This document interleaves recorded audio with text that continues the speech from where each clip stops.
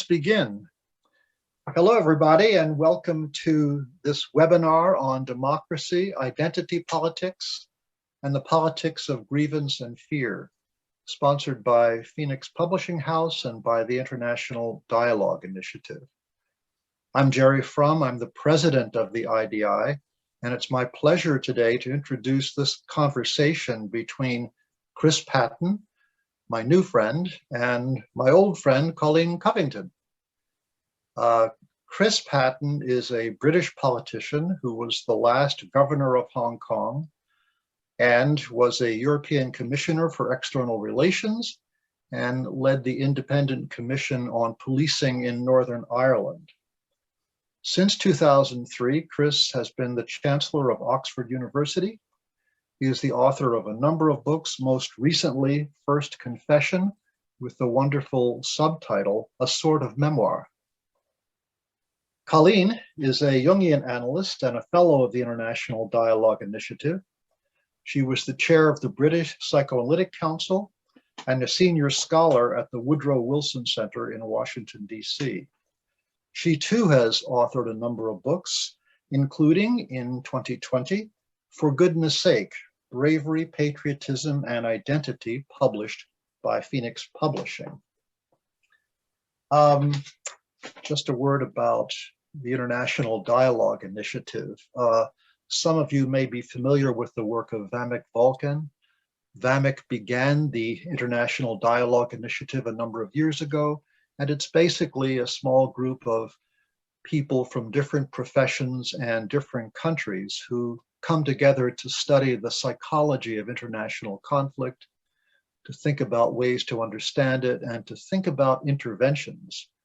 So perhaps something more about that will come up in the conversation.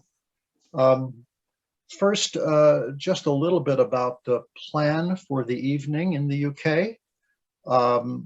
In a moment, Coline and Chris will have a conversation about the range of topics within the title of the webinar. And there is quite a range of topics in it.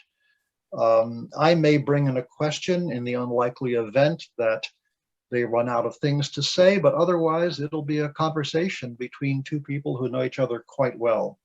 A mini international dialogue initiative between two professions in the service of understanding things.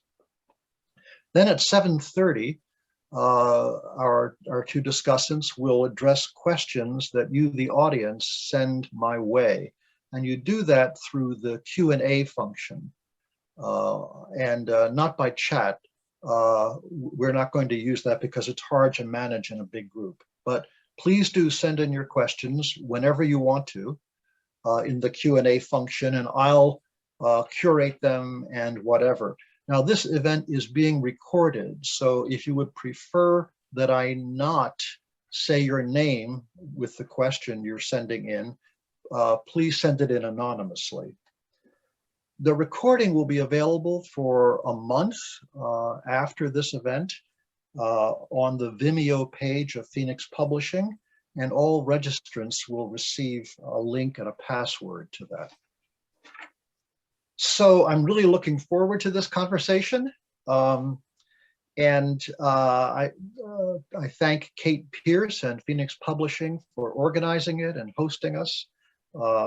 It's a terrific thing to do. Let me start off by reminding all of us of the description of this event in the brochure, that dramatic juxtaposition about two events on January 6th, the pro-democracy protesters in Hong Kong and the pro-Trump protesters on Capitol Hill in Washington, D.C. From these two events, there are any number of questions follow. A few that we've highlighted in the brochure are, why is democracy under attack currently? What happens when people feel they have no voice and no future? What is the appeal of authoritarianism? And how will democracy survive if it is attacked from the outside and the inside? Now, I'm very much looking forward to Coline and Chris answering these questions completely. But before we jump into that, let's perhaps start a bit smaller and closer to home with just some thoughts from the two of you about identity. Coline, in your book, the very first story you tell is sort of the kind of emotional discovery about identity in the moment when you're giving up your US citizenship for UK citizenship. And Chris, you too, in your book, First Confessions, say, it occurred to me that tracking myself down would lead me to understand something about politics and identity, a question that had begun to intrigue you. So perhaps we could start there with your thoughts about identity and particularly the relationship between personal identity and political identity. And Coline, why don't you take it from there, and I'll jump in as needed. Okay, thank you very much, Jerry. It's true, I do start my book with this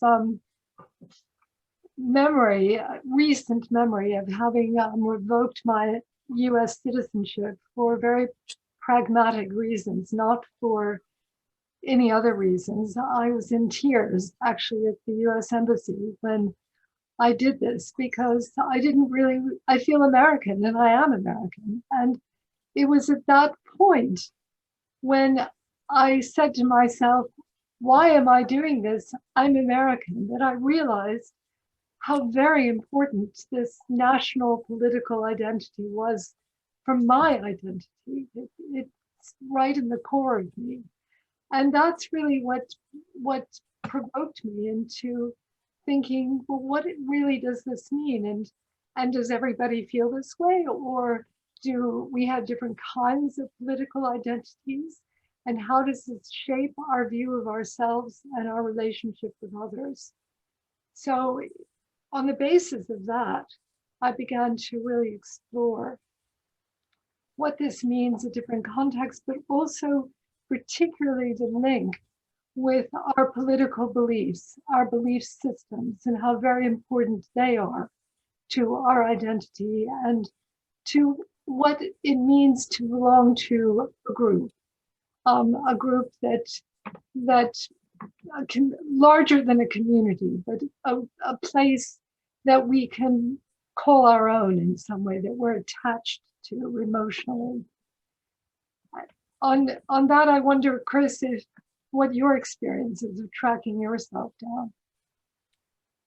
Well, it touches on what I think was once called the first question in political theory, not political science. I don't really believe in political science, but I think it's a very good idea for us today, you as a scientist, me as a former politician, to explore the issue of identity from slightly different viewpoints. And I'm delighted to do that in the context of this discussion, not least because I spent several years as the chairman of a very good NGO called the International Crisis Group, which worked in the area of conflict prevention.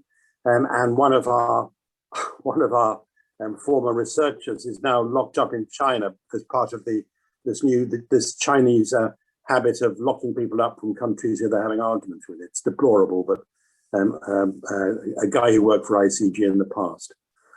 I come at the issue of identity with growing passion and interest because, as I said, when I was doing political theory at university, we used to be told that the first question to resolve was, who are we?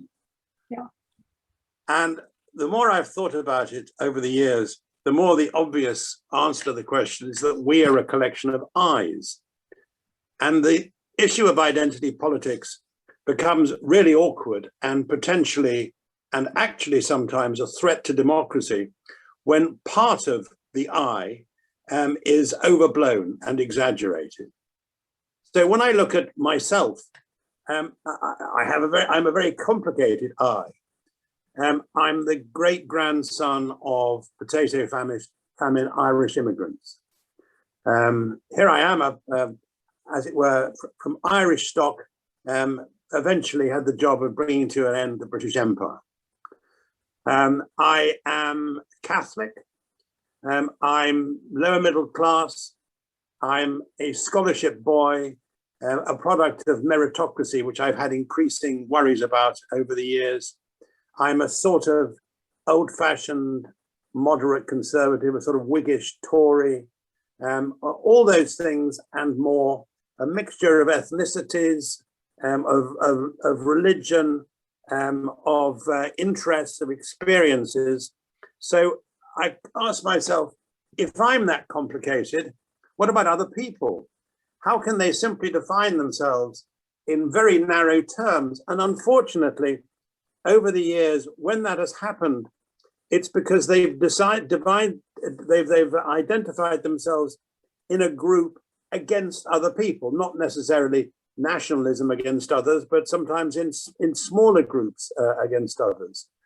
And the more I've read about the subject, not just experienced it by working in Northern Ireland and the Balkans and elsewhere, the more I've read about the subject, the more it's interested me.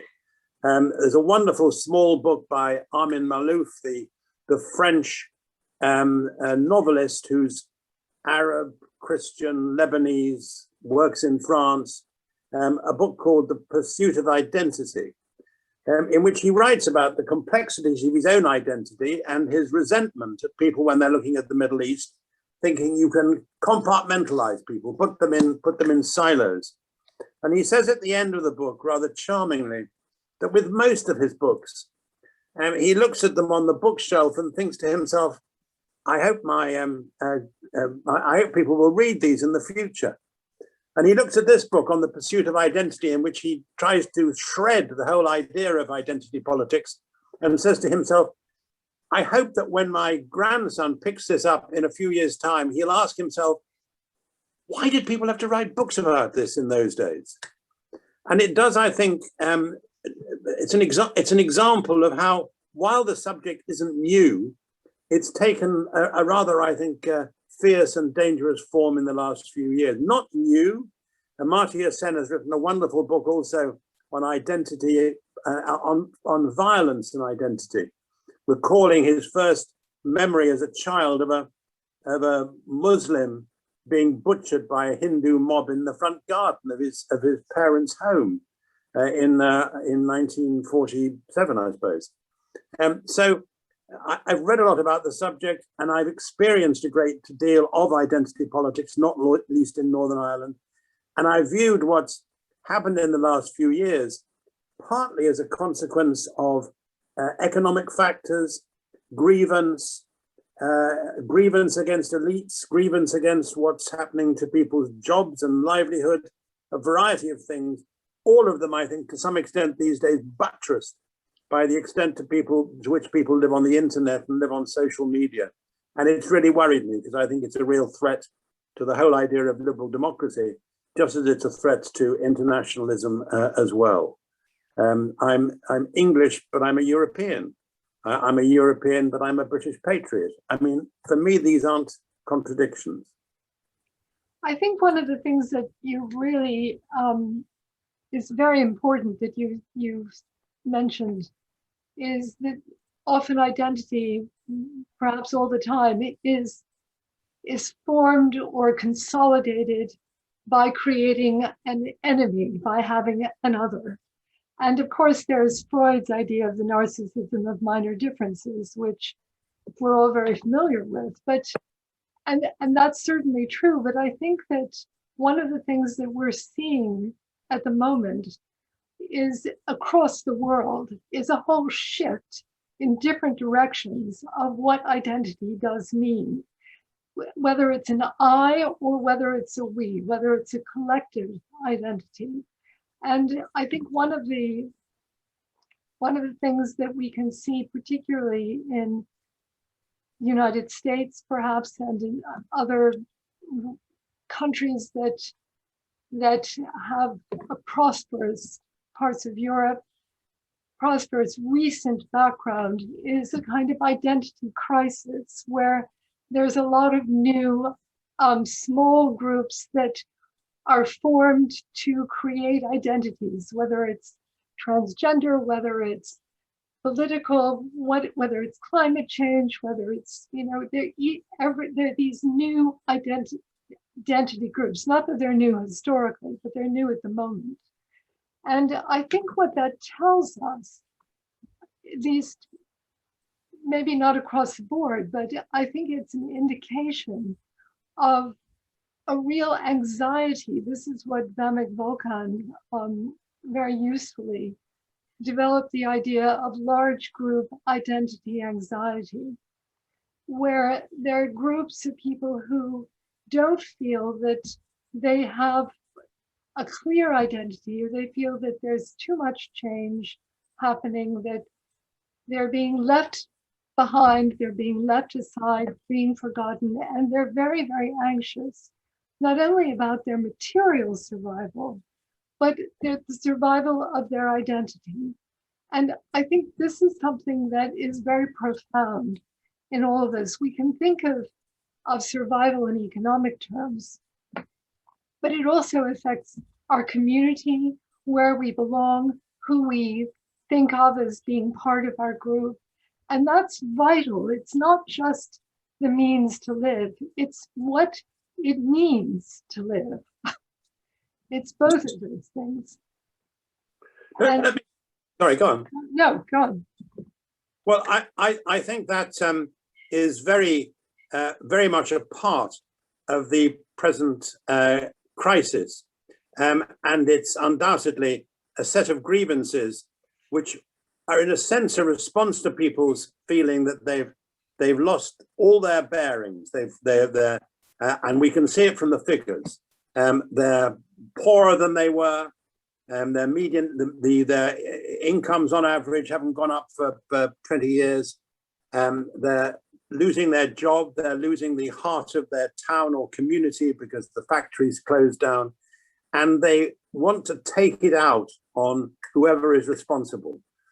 And sometimes it's the elite, and sometimes it's something closer to home. There was a very good play, which you might have seen, Colin, it was put on in the West End, called Sweat, by somebody who'd won who'd won prizes for it in the States. And it's about a I think a Pennsylvanian steel town.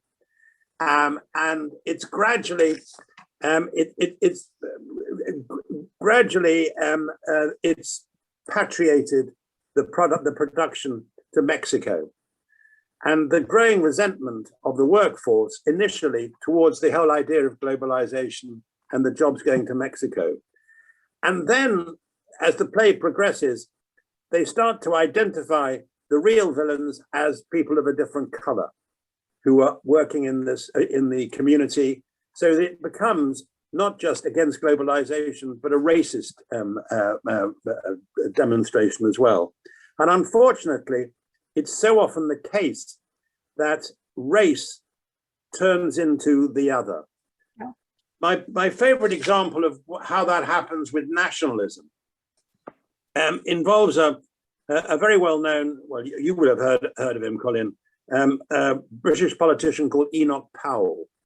And he was a very clever classical scholar who went into politics. He was the youngest brigadier in the British Army in the war. He was passionate about the Raj and about India. He was quite a successful politician, but very right-wing, and a great classicist. He used to learn a different language every year as well, so he wasn't insular in any intellectual sense. And in 1961, seeking to express his sentiments for English nationalism and to build some political support, he made a speech on St. George's Day in 1961, in which he talked about the English oak, about English parish churches, about Englishness in hedgerows and so on, and finished this rather emotional speech about English nationalism, about the nature of Englishness, with a quote from Herodotus. He ended with the scene when the Athenians returned to Athens after it had been scorched, burnt down by the Persians. And Herodotus says in this passage, so the Athenians returned, but in the middle of these ruins, these cinders, was one olive tree, and it was sprouting green. And Enoch said, at the end of what's happening now, and we'll certainly be able to see an old English oak still sprouting green in the future. And it was a very moving speech, but made no political impact at all.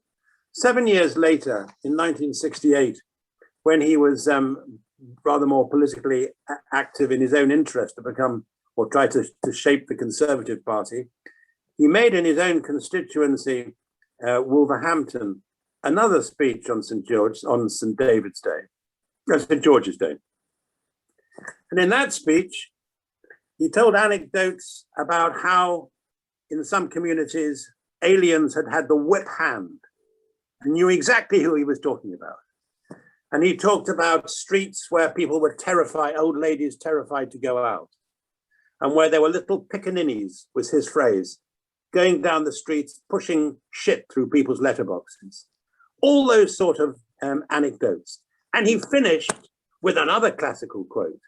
He finished with Virgil and the Aeneid. He finished with the river Tiber foaming with much blood.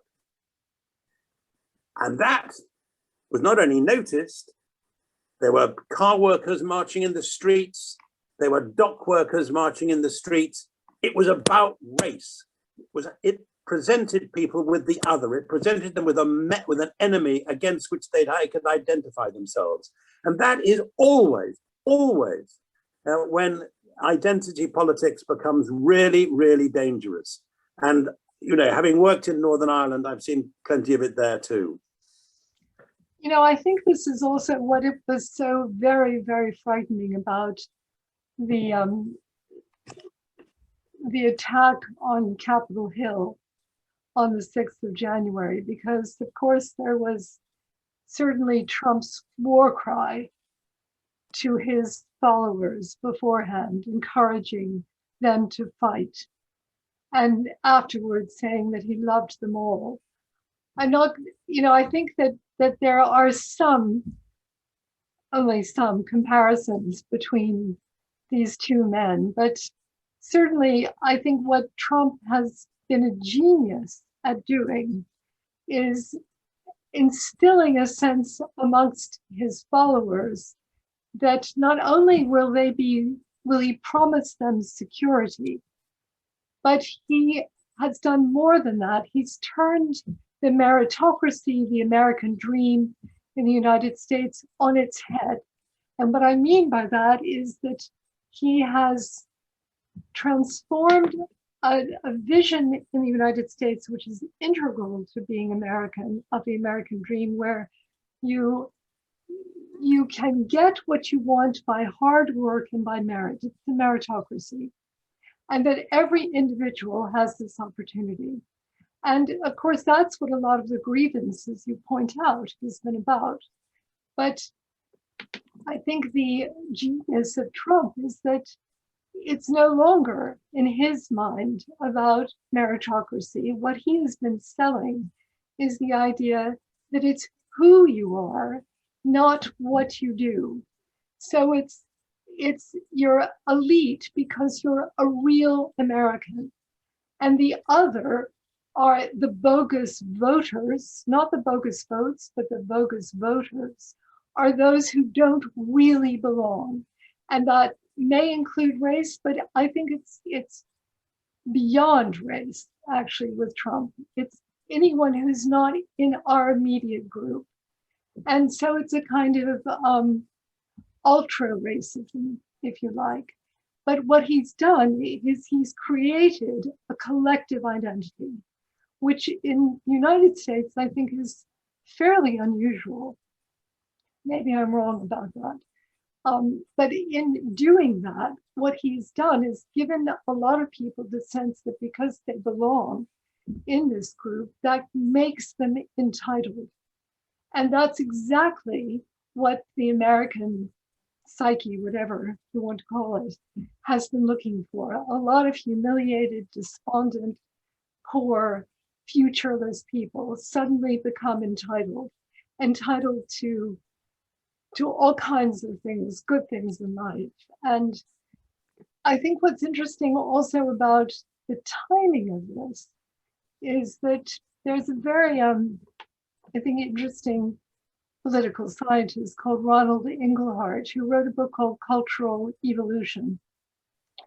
And he has a theory, which is, I'm going to put very simply, simplify too much, where in democracies, as the democracies become richer, what also happens is inequality, economic inequality grows until there is a kind of tipping point when there's so much inequality, so much unemployment, so much of a corrupt meritocracy, that then you get grievance and you get a need for a strong leader who will reassure the groups that are not surviving or very anxious about their survival to take over.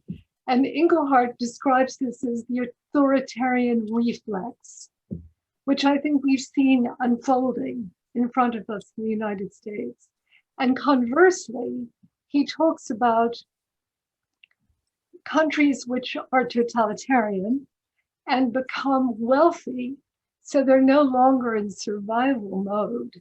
And you can see this a bit in China, I think, and you'll know more about that, where there's more choice, there's more freedom, there's more chance for individual expression.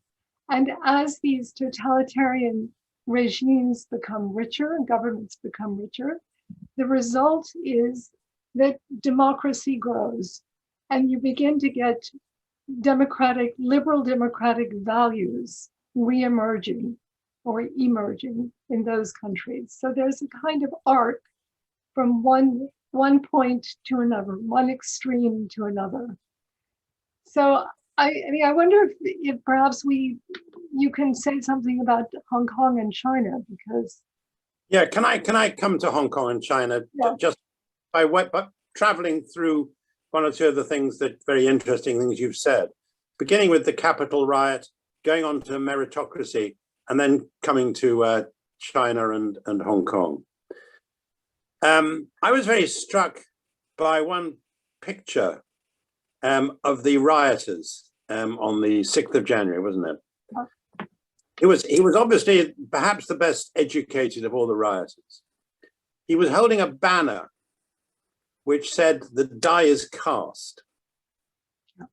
And it called on Trump to lead the campaign. Now the die is cast, a bit more classics, alia iacta est, is what Tacitus said that Julius Caesar said when he crossed the Rubicon with the 13th Legion, and in effect triggered the events which led to the destruction of the Roman Republic, and originally by the mob and ultimately by authoritarian emperors. And what was destroyed was any sense of the institutions and character which are needed to ensure that rule by the majority doesn't lead to either authoritarianism via destroying the rights of minorities or by campaigning against an outside force. And one of the reasons why Cicero, like Tocqueville and like Burke, favorites of mine, is because they are all aware of the danger when you think that everything can be run better if you just give it to the majority with no constraints at all. Now, I don't think that it was a majority that Trump represented, given the fact that your curious electoral system in the United States allows you to come close to winning an election with 7 million fewer votes than the chap who actually wins. But the point, I think, is there. The people who voted for Trump, very much like the people who voted for Brexit in Britain, were on the whole those who hadn't been to university, to higher education. And they're what Hillary Clinton called, obviously mistakenly, and I think it was a catastrophic mistake, the deplorables. People who were, if you follow through the awful logic of meritocracy, people who had not got on in life because they didn't deserve to. It's a point made very powerfully by Michael Sandel in his latest book called The Tyranny of Merit, that the problem with meritocracy is if you've got to the top, you think because of your qualities, because you deserve it, then what about the people who didn't get to the top? Issues like luck, issues like the fact that there's never really a level playing field at all, are set on one side. And the whole idea of the meritocracy builds, I think, on the Protestant work ethic, Calvinism, which have justified huge inequalities in the past, and leave out of account whole previous Christian issues like the importance of grace, like the importance of chance, which I think have helped, if they've slightly blunted the drive of meritocracy, to retain a sense of civic humanism and civic responsibility. So I think there are. It sounds an odd thing for somebody who's a product of so-called meritocracy to raise, but I think the issue of the definitions of meritocracy can sometimes make it more likely that you'll see the growth of a class of people who regard political elites as an enemy, destroying their well-being, destroying their way of life, and both in ethical terms and in economic. Now, the danger is that if we continue to make a mess of liberal democracy, we don't send much of a signal or much of a lesson to authoritarian or totalitarian states, because they turn around and say, well, look at your own country. I was very struck when Mr. Blinken, the Secretary of State, and Mr. Sullivan, the National Security Advisor, had their first meeting in Alaska the other day with Wang Yi and other Chinese officials, that they quite properly denounced what's been happening in Xinjiang and in Hong Kong. Their Chinese opposite numbers came back straight away with a list of denunciations of the terrible things that had happened in America or Western democracies. And I think the most important thing we can do to help those who live in totalitarian regimes is to behave like responsible and effective and policy-rich and policy-sensible liberal democracies, rather than allowing our own liberal democracies to be wrecked or constrained by Trumpism or by similar sorts of nationalism. Now, we used to be thought that there came a time when China, for example, because of the growth of its economy, would change politically. And I think that was too pat an observation. There was a view that China would never break through the middle income trap, break out of it, that it would have to, in order to go on growing, accept more individual freedom. Actually, it's been doing exactly the reverse. Because of its terror of globalization, urbanization, because of demographic and problems and environmental problems, it's actually regarded liberal democracy and liberal values as the enemy. And I think one of the reasons why it's crushed Hong Kong so comprehensively is because Hong Kong represented all the sorts of things which the Chinese leadership thought represented an existential threat. And it's not surprising that since there's not much sign of communism or socialism in China, China is increasingly resorted to nationalism in the crudest sort of forms. Now, it doesn't mean that all Chinese behave like that. I think some of the heroes of last year were those doctors and nurses in Wuhan who tried to tell the world what was happening and were shut up by the Communist Party with its surveillance state addiction to secrecy. So I don't think that we should necessarily think that China has found a way of ensuring that totalitarian lasts forever. But I do think that in order to do our best for those who believe in a different China, in China or in Hong Kong, we have to behave in ways ourselves which demonstrate that identity politics doesn't mean giving up your sense of civic humanism. It doesn't mean that you look at the world through a very narrow prism, which is entirely focused on your own grievances. I, of course, agree with you that we need to set a better example, but I think one of the things that is going on, certainly in the States and in this country and probably across Europe, is that there is, to go back to the phrase you used, an existential threat. I mean, here we are still in the middle of a pandemic. We have climate change, we have inequality, economic inequality. We have the fact that the United States is no longer a world superpower.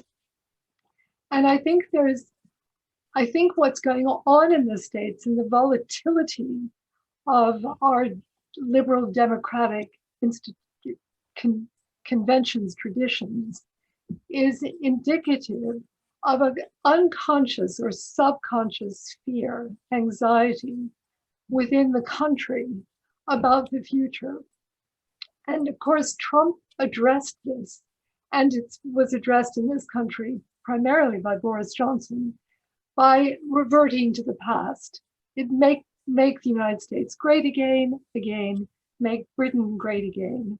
And that the past, of course, when you're anxious, feels reassuring because you've already done it, you've lived there, and it feels comfortable. You know what to expect.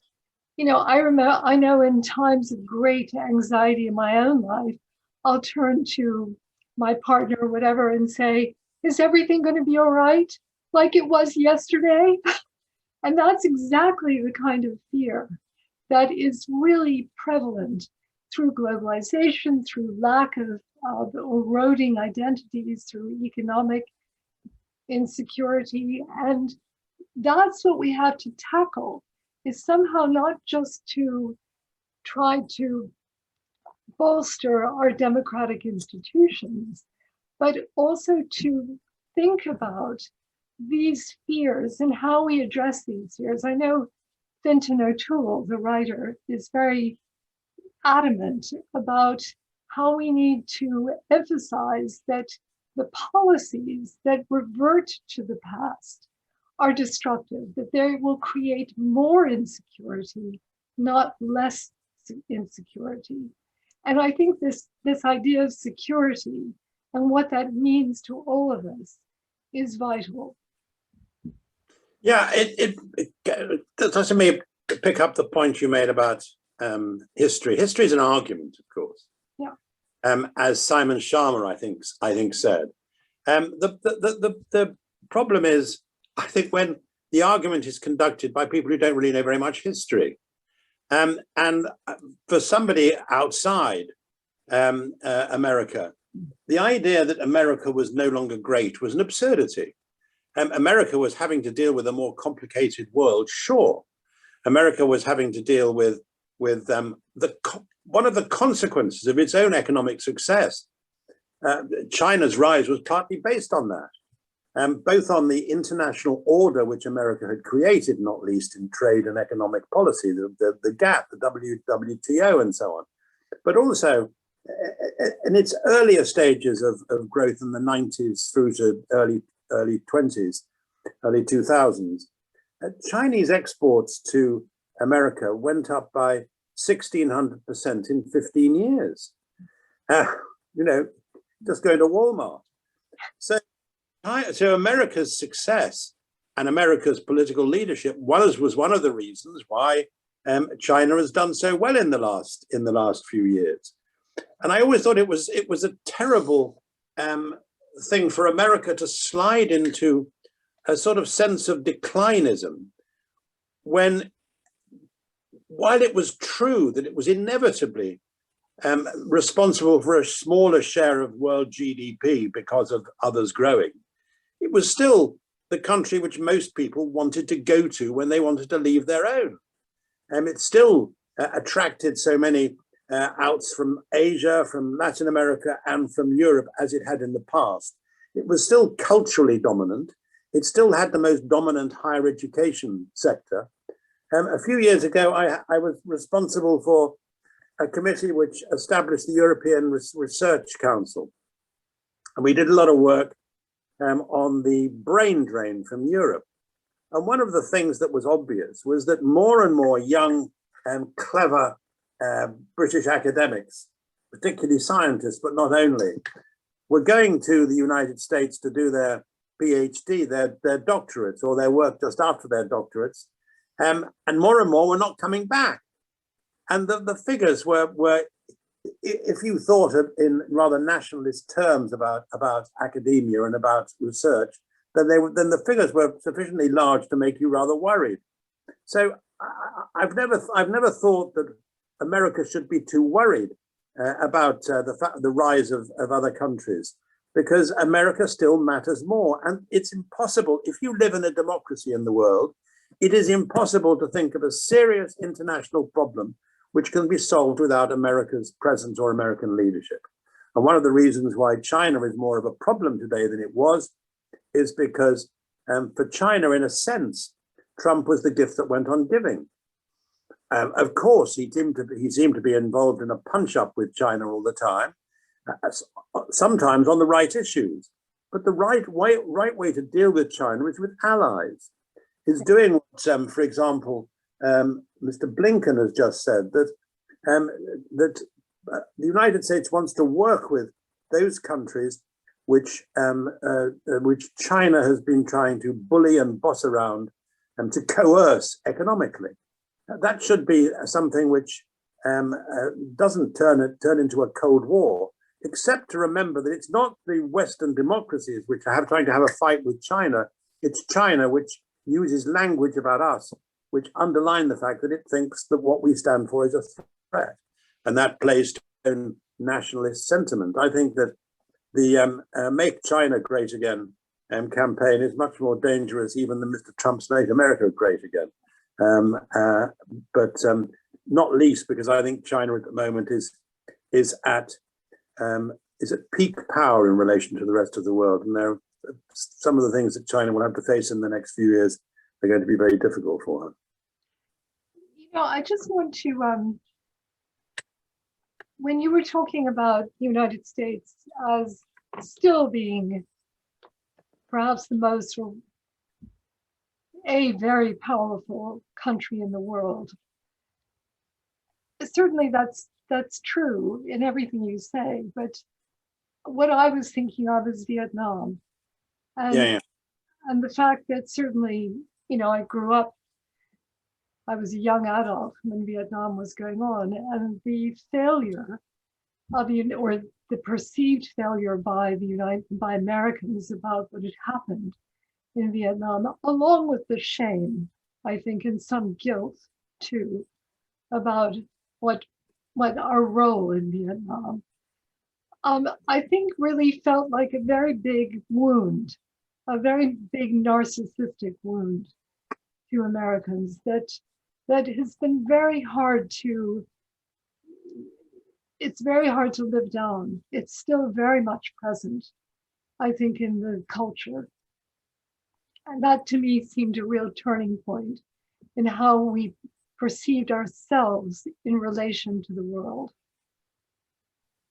Yeah, I mean, I was actually, as a student, on my first visit to the United States, shows how old I am, when in 1965, Lyndon Johnson was announcing the first really serious build-up in American advisors or forces in Vietnam. And I remember people worrying so much about that, and people one respected. I've just been looking at editing some of my own diaries from the time I was in Hong Kong, and I came across a very good story about that the other day.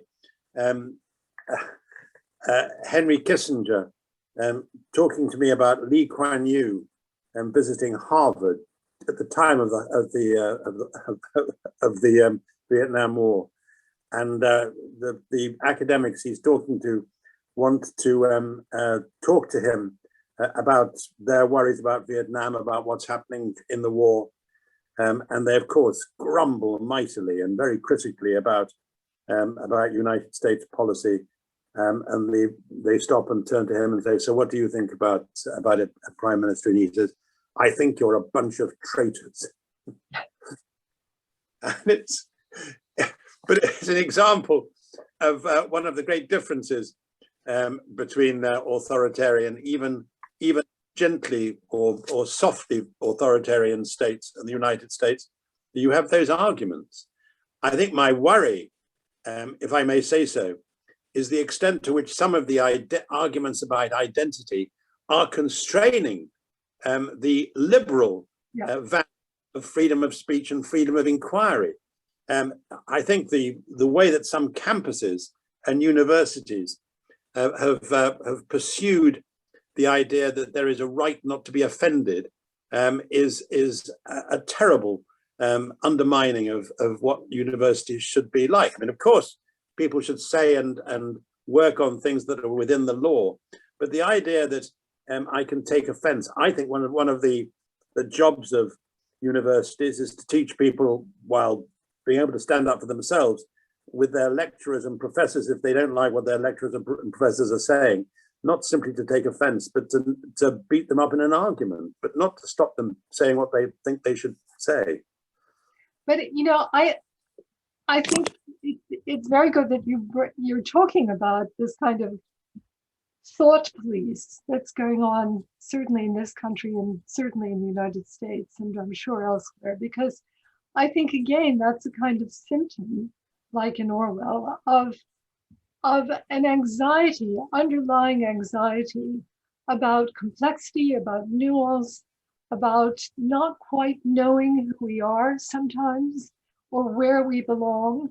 And it's much simpler, much more reassuring to have somebody tell you what to do and tell you what to think. And that way you can have an illusion of security, an illusion that you're a member of a group, that you all think the same thing. And that's very important for basic survival. And I keep going back to this because I think psychologically, these are symptoms. They're a whole range of symptoms that we're seeing popping up in different parts of the world and different economies too.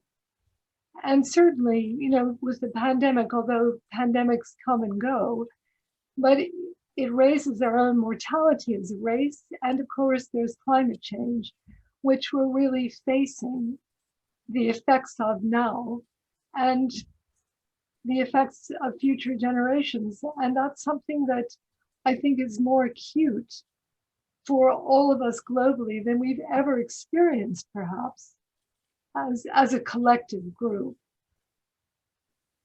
Yeah, I mean, I think that as well as being concerned about social inequity in simply financial terms, we have to be aware, if we're going to survive as thriving liberal democracies, of inequity in generational terms. Yeah. And I think you're entirely right about that.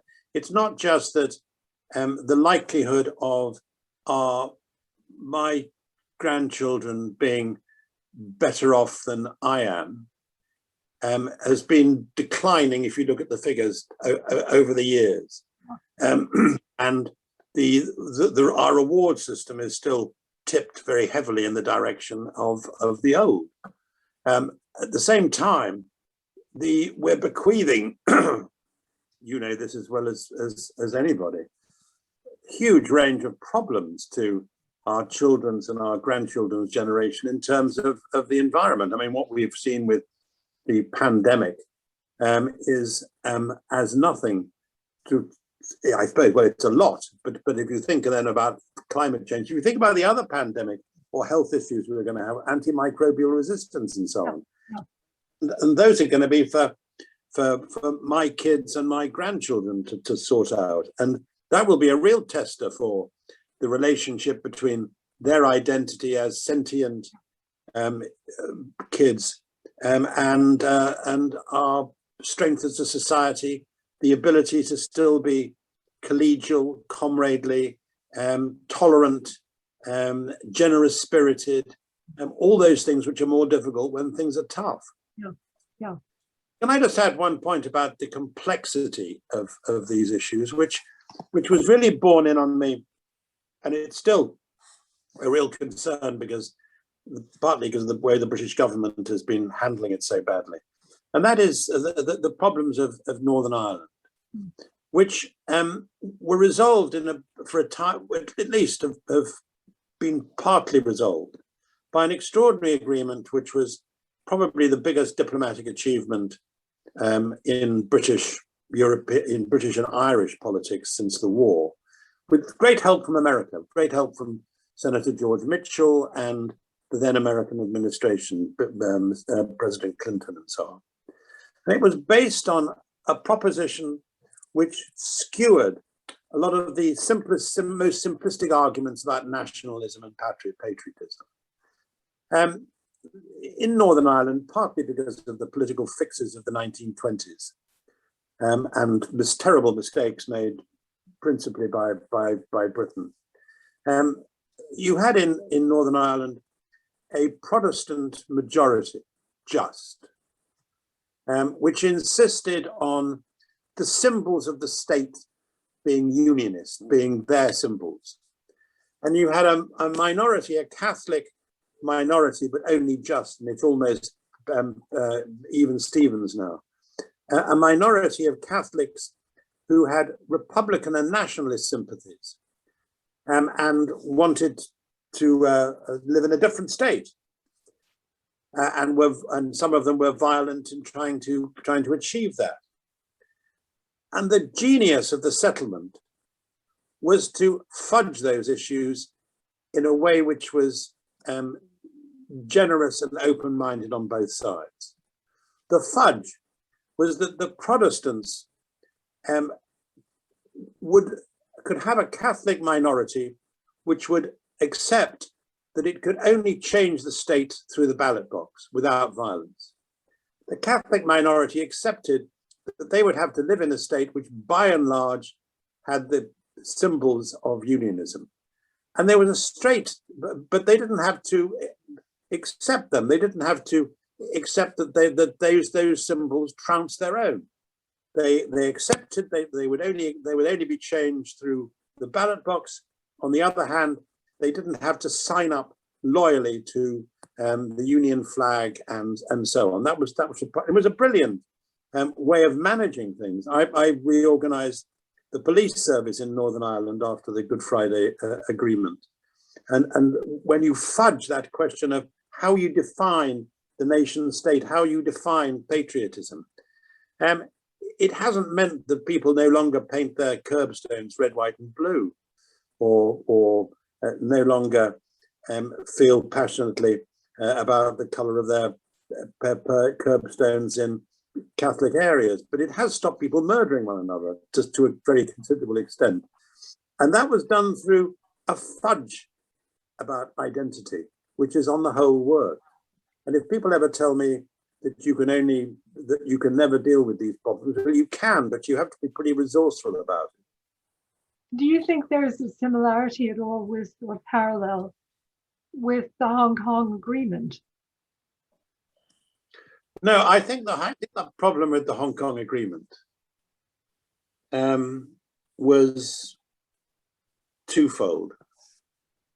There's a wonderful passage in the Confucian Analects in which the master's disciple says to the master, if you were ruler of the country, what would be the first thing you would do? And Confucius says, I'd rectify the names. And what he means, it's a very George Orwell argument. Words should mean what they say, not what you claim afterwards they said. Words have to mean what they say on the paper. And the joint declaration, which talks about local autonomy, talks about the growth of democracy, talks about the rule of law. When we were then discussing how that worked out with the Chinese after the mid-1980s, we too often didn't insist that the words had to mean what they said. And I think to that extent, we let down people in Hong Kong, though that didn't justify remotely what has happened since, because the Chinese have demonstrated, I'm afraid, not the Chinese communists, that you can't really trust them. Let me jump in here and remind our two conversationalists that we're going to be shifting to questions and answers in just a moment, and ask you, is there anything else you wanted to say before closing this part of the discussion? I just about the extremely interesting points that Coline makes in her book about bravery and courage and patriotism, because when I read those passages, I thought about, and it's a point that Coline comes to, I thought how important it is to recognize there are different sorts of bravery. There's a remarkable family of bishops, Church of England bishops in Britain, called the Bickersteths, and they produced 3 generations of bishops. They were also fantastic because of the family letters, which have been gathered and I think are now collected in the National War Museum. And the ones that are particularly interesting in the National War Museum are the ones written in the 1914-18 period by different members of the family. And they're all remarkably courageous, but they range from the most jingoistic to the most despairing. They cover great courage on the battlefield and great courage in arguing the case for conscientious objection. So the point is, I think, that patriotism doesn't have to be about charging machine gun posts. Patriotism is also, I think, about, as Coline says, about having the guts and the courage to stand up for what you think is right. What you think is right, the difference between right and wrong. And it brings me to the last line of the greatest English novel, which when people say, well, what should we do? I think everybody can make a small difference. And the greatest English novel, as we all know, is Middlemarch by George Eliot. And the very last line says this: the growing good of the world is partly dependent on stories about things that are made better because of acts by individuals who lived faithfully a hidden life and rest in unvisited tombs. In other words, the way you behave, and that's about the heroine of the book, Dorothea, the way you behave, your ability to be generous, to be loyal, to stand up for what you believe in, as Coline says, is, I think, what makes the difference ultimately between a good society and good governance and bad. I think that's a very good finishing point of our discussion. I don't have anything to add to it, except really that I feel passionately about standing up for one's beliefs, for one's values, for one's politics. But with that, of course, is the caution about what are our beliefs, and questioning, being able to question ourselves, and to question ourselves all the time, and being brave enough to say we got it wrong, and being brave enough to change.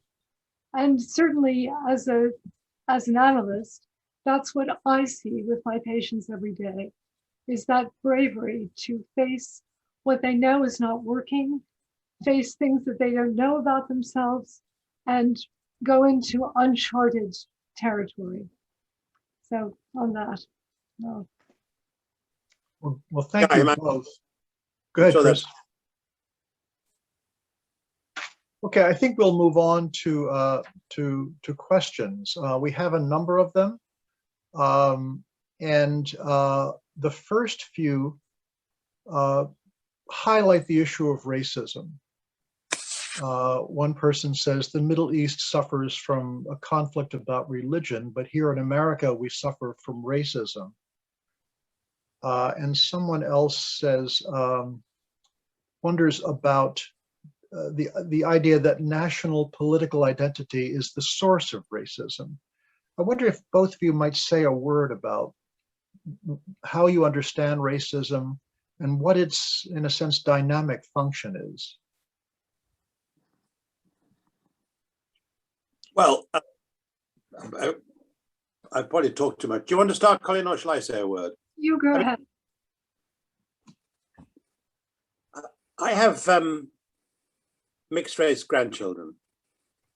One of my sons-in-law, a much loved son-in-law, is from the West Indian diaspora. And he and my second daughter have 3 lovely, charming, beautiful children. And I just hope that they will grow up in a world which is less likely to be racist in dealing with them than it's been to my son-in-law. My son-in-law has been through all the sort of things that happen to young black boys, young black men growing up in a prosperous country, even in the last 30 years. Not today, but certainly when he was successful earlier in his life, running a little business and driving a fast car, endlessly being stopped by the police. Because how could a young black lad have a car like this? Stop and search, we call it in our country, which has been terribly abused. So I have a good deal of sensitivity to the issue of race. There are some very good organizations in Britain, as in other countries, trying to deal with it. There's a very good organization called Black Boys Can, which tries to encourage black boys at school to do better and to go on to better vocational or higher education. The problem is that they're often finding that they have to share the space with a society which should also have organizations called White Boys Can, because one of the problems is how many white working class kids are left behind. But it's obviously a particular challenge in the United States because of slavery and because of history. And it's a point that's raised again and again in Tocqueville's book on American democracy. It's quite interesting how in the 1830s, 1840s, Tocqueville recognized it as the big problem which America was going to have to face in the years ahead. That was probably 30 years before the Civil War. So, 20 years anyway. So, I mean, it is an awful problem, and it's tied in as well with the question of economic inequity, and I think you can only deal with it by trying to make people as well off and give people as many chances as possible, and by taking a tough position on racism whenever it crops up.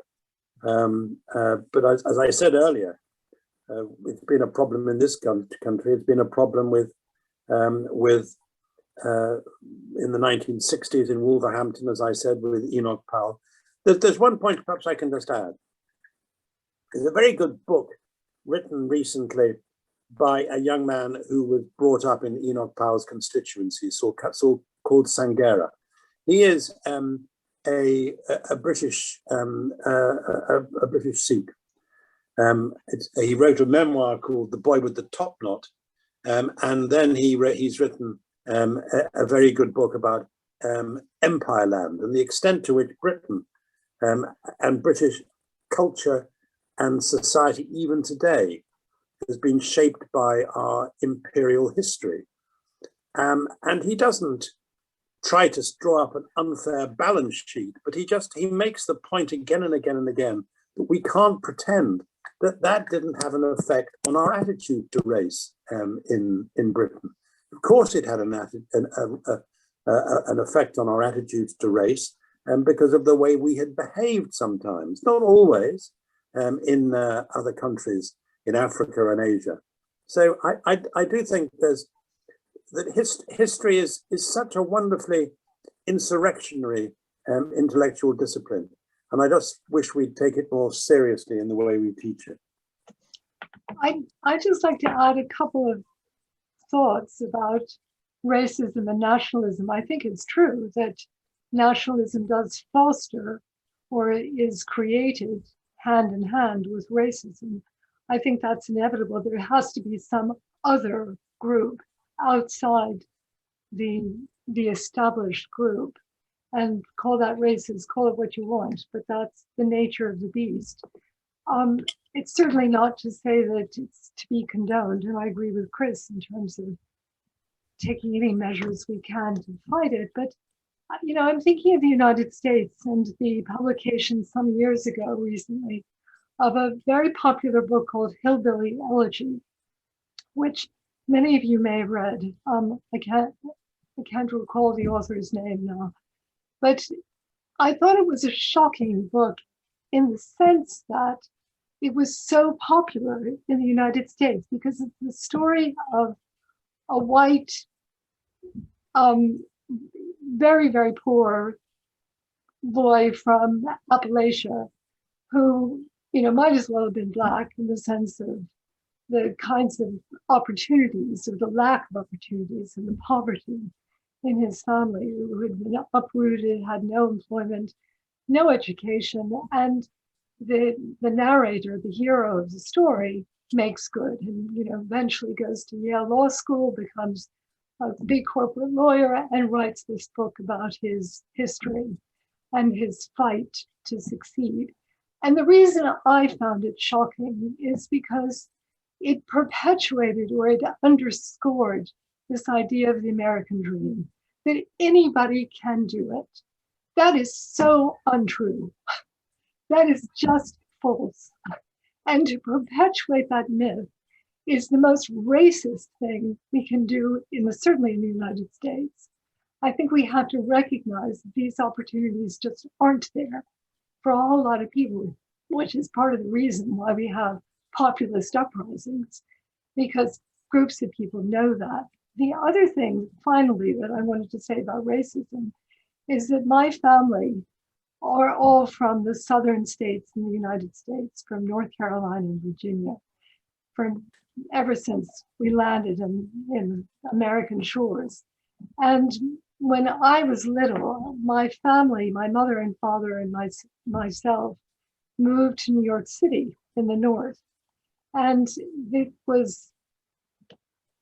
were the first family members to live in the north.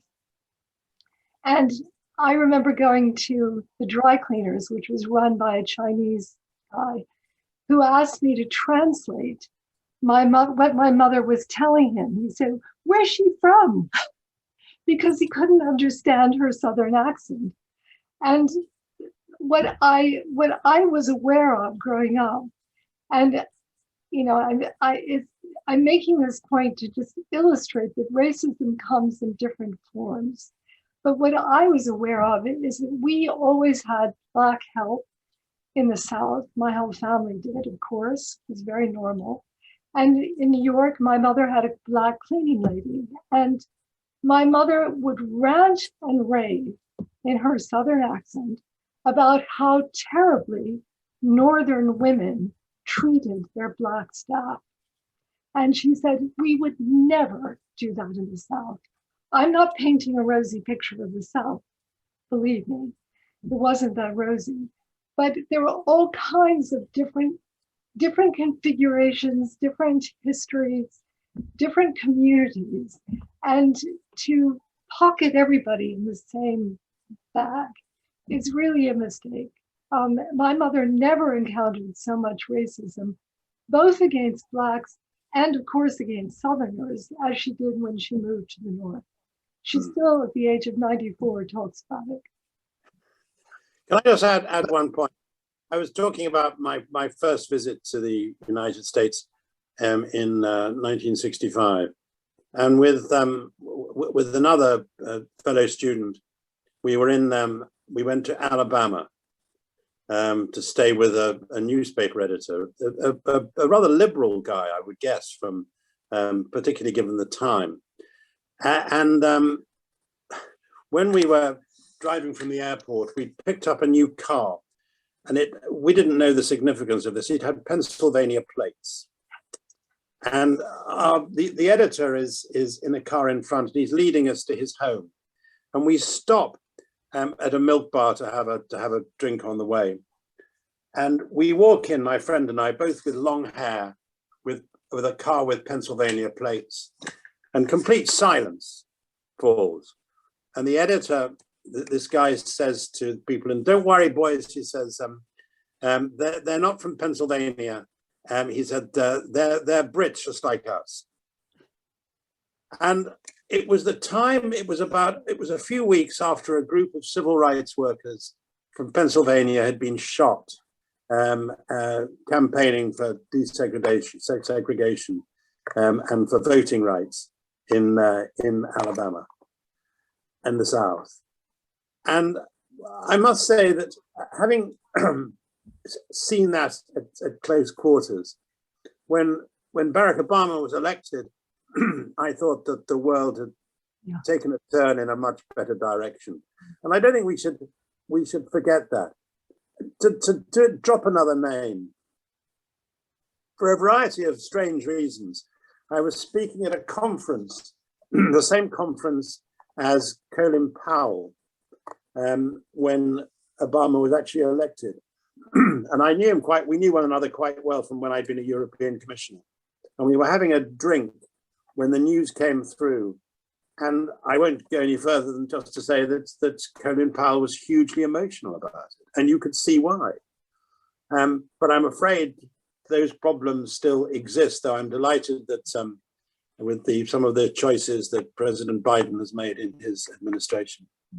Let me add a few questions, bring a few together for you.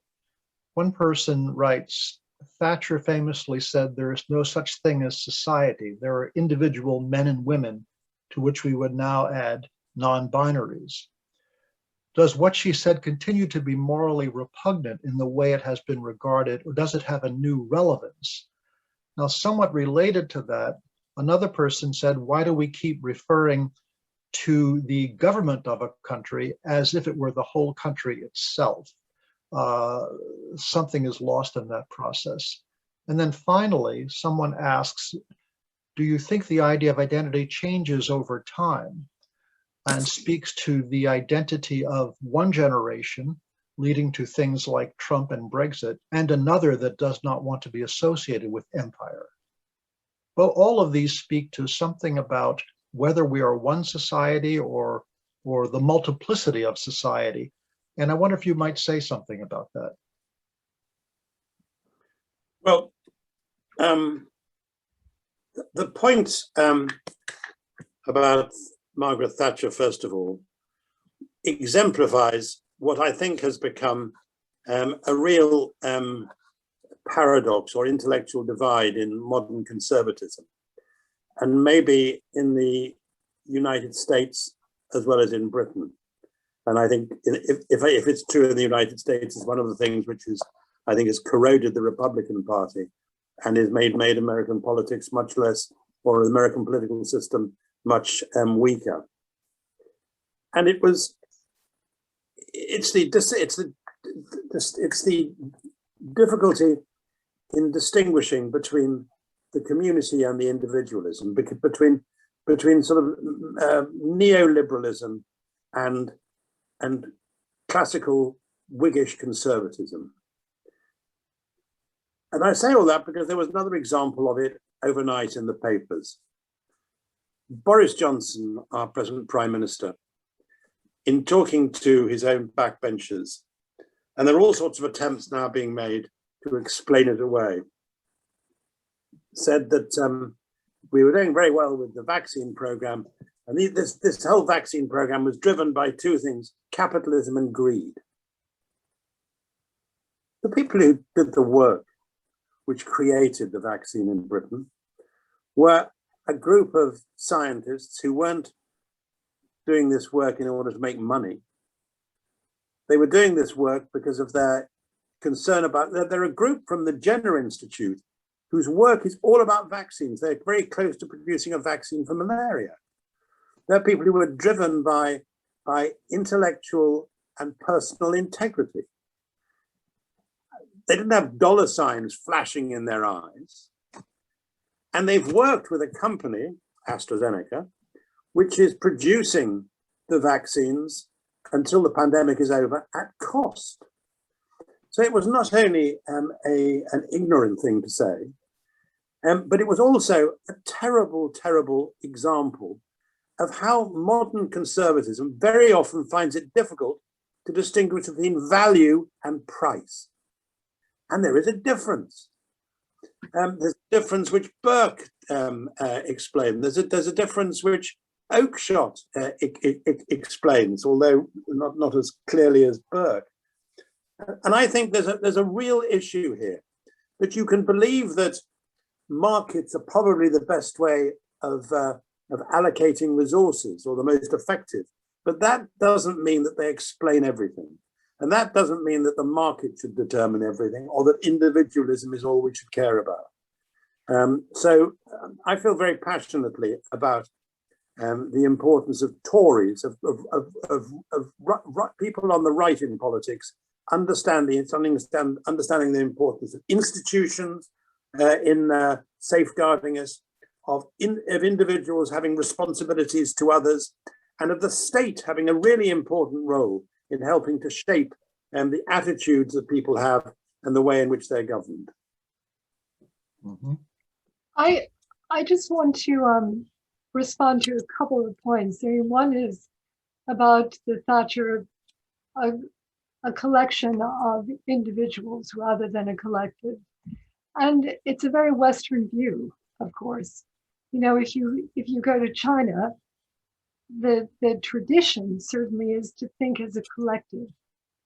And so I think we have to keep that in mind in terms of what we mean and the value that we give to individual identity as opposed to our group identity.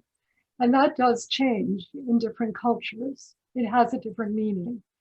But I think in relation to that, I also wanted to address this point about changes in identity. Of course, our identity changes in different ways, maybe not radically, but we change inevitably over time and in our relationships.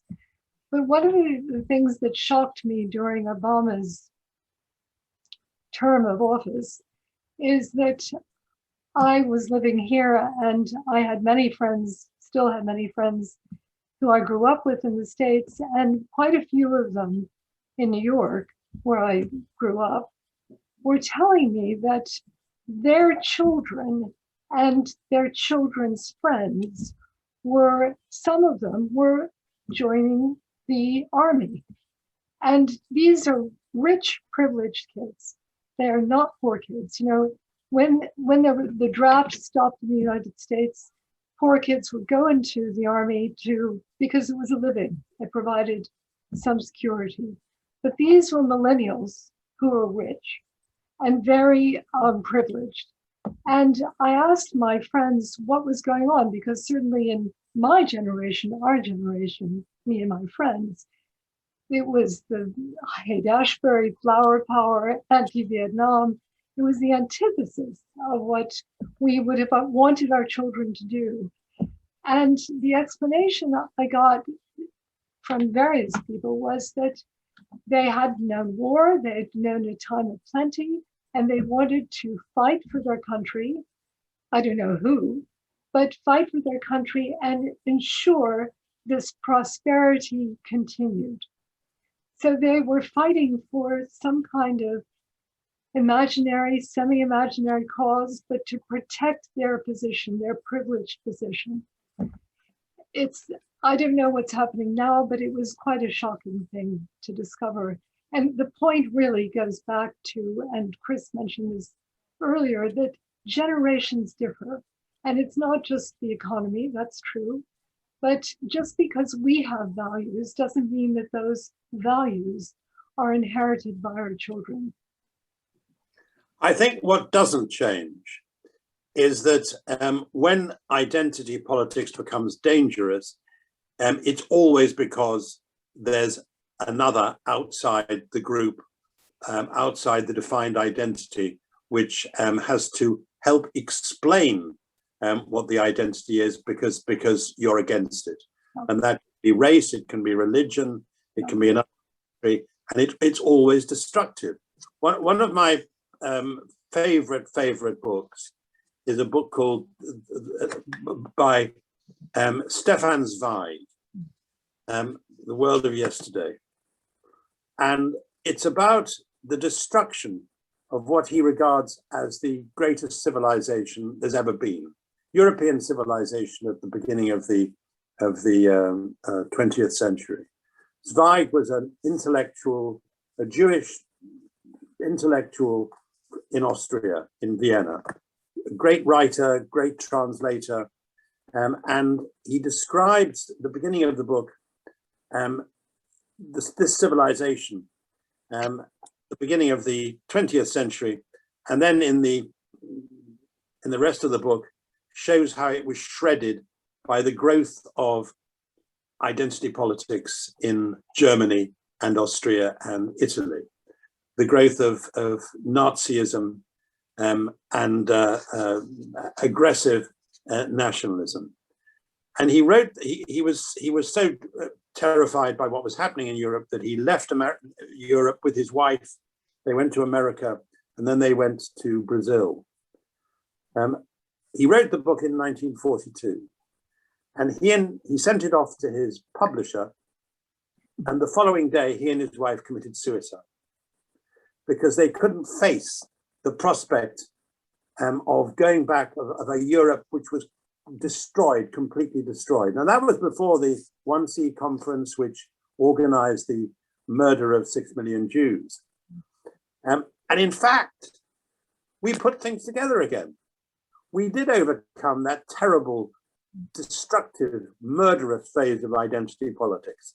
We rebuilt liberal values, and we did it with extraordinary leadership from the United States. So I don't think one should ever be absolutely terrified that there's nothing we can do about it, but it does need very good political leadership, and it needs individuals doing that George Eliot point of just trying to do the right thing day by day and behave properly. And as Coline says, to have the guts to recognize when they've got things wrong, to stand up for themselves. There's an issue at the moment. One of my grandsons was talking to me about some of the problems at the moment faced by women in all societies, being harassed by men and abused by men and groped by men and so on. And he said, we were saying that when you think about what you do about it, one of the things you do is you don't just stand by. You actually make a fuss when you see other men doing it. Small things like that, which make our society a better and more civilized place than it would otherwise be. And don't surrender your own value system and your own understanding of the complexities of being alive, of being an individual, trying to get around all the dilemmas and problems of living in this world. Well, that leads to actually my last question. I'm very sorry to all of you who submitted questions that I'm not going to be able to get to. But Coline and Chris, I wonder if very briefly you would comment on what do you see as the most important focus points post-COVID to reestablish faith in our democracies as institutions of open discussion and diversity? Well, I think the most important single message is to say to our communities, look, we've taken a terrible toll in death, the destruction of families, of jobs, of livelihoods, of the arts, of culture in the last year and a half, because we didn't take an international threat sufficiently seriously. We've got an even bigger international threat, which is already taking its toll, whether it's floods in one part of Australia or firestorms in another, and similar disasters all around the world. We really do have to face up to the challenge of climate change, and we have to do it not next week, but now, and we have to do it by the things we do as individuals, and do it together. Coline? I think that I would stress the fact that if we want to survive and to survive well, and to make our world more secure, that we need to do certain things. And Chris has enumerated quite a few of them. But I would stress the fact that actually, if we don't do those things, we're committing ourselves to death, the whole world. And that along with that, it's not just simply a fact of agreeing on what we need to do, but I think also what Chris is talking about and has talked about throughout our discussion is that we need to agree on values. And that's very, very important, because it's not just implementing certain conditions for the environment or regulations. Those are important. But we also need to have a vision of the future. We need to have some kind of belief system that's based on values. Otherwise, there's nothing to live for, really. It's like what we're seeing today in Russia in particular, where there's a kind of vacuum of meaning, where there's a totalitarian government essentially, and everybody's been working to survive. They're now more than surviving, but what do they believe in? Nothing. There's no vision. And we can't just say, all right, we're going to fix the economy, fix racial injustice. We have to have a bigger vision than that of what we mean, what life is about, and what gives us political meaning. Well, thank you, Coline. Thank you, Chris, for an absolutely wonderfully rich conversation. Let me take the last minute or two to introduce Kate Pierce, the Chief of Phoenix Publishing. Kate? Thank you, Jerry. And hello, everyone. As Jerry said, I'm Kate Pierce. I'm the publisher at Phoenix Publishing House. I would like to thank each and every one of you for joining us today at Phoenix's inaugural virtual event, co-sponsored with the International Dialogue Initiative. I hope you all enjoyed it as much as I did. If so, please don't forget the book it's based on, For Goodness Sake, Bravery, Patriotism and Identity by Coline Covington, is available from our website with a 20% discount until the 31st of March. All you need to do is go to our website, firingthemind.com, and enter the code good-20 at the checkout. We will include these details when we send you the link and password to access the recording of this event, which will be with you in 24 hours. I'd like to thank Gerard Fromm for his marvellous introduction and excellent hosting skills, and to IDI for their co-sponsorship, Jamie Ruiz for her incredible technical expertise. Those of you who post such engaging questions, they've really helped make the evening go so well. And of course, lastly, the speakers themselves, Chris Patten and Coline Covington. What an inspiring, thought-provoking and enjoyable talk you've given us. You've left us all with much to think about and ruminate on. So now it's time to say farewell, and thank you once again for joining us. Good evening, everyone. Thank you. Thank you. Thank you.